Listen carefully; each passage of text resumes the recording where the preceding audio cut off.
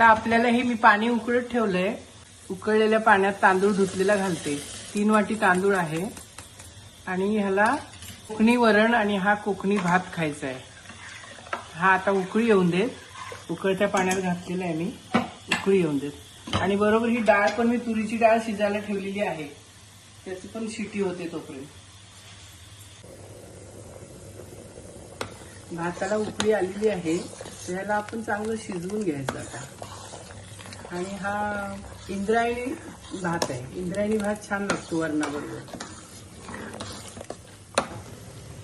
त्या वरणामध्ये तुरीच्या डाळीचं वरण शिजवलेलं आहे. त्या वरणामध्ये अर्धा चमचा जिरं कच्चं आणि हा कच्चा कांदा थोडासा आणि हे ओलं खोबरं, ओल्या नारळाचं खोबरं आणि थोडीशी हळद हे घालायचं आणि वाटून घ्यायचं.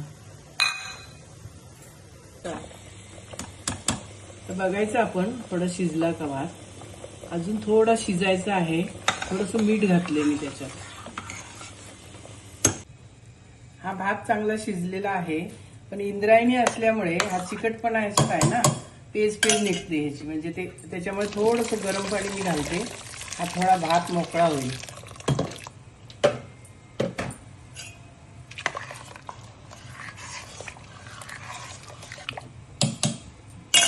हे ह्याच्यात काढून घ्यायचं. म्हणजे ही पेज पण पिली तरी आपल्याला चांगली आहे.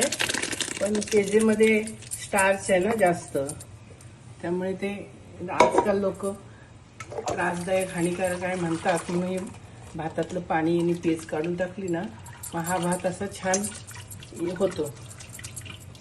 ही पेज जी आहे याच्यात लिंबू घालून आपण मीठ घालून पिऊ शकतो. आणि ही पेज जर थंड झाल्यानंतर तुम्ही डोकीला सुद्धा लावू शकता. केस चांगले होतील. आणि स्टार्च कपड्यामध्ये पण घालू शकता. याचाही उपयोग करू शकता तुम्ही. आता हा भात तयार झालेला आहे. हा थोडा थंड झाला की सर्व करायचा. हे वरण शिजलेलं आहे. हिंग आणि हळद घालून तुरीची डाळ शिजवलेली आहे. तर आपण हे वाटप घेतलेलं आहे ना करून, हे वाटप घालायचं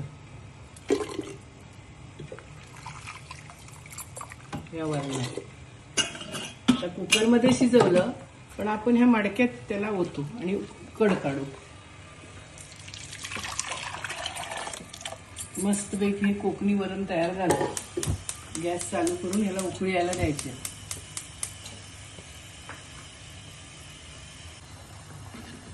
हे वरण चांगलं कड आलेलं आहे.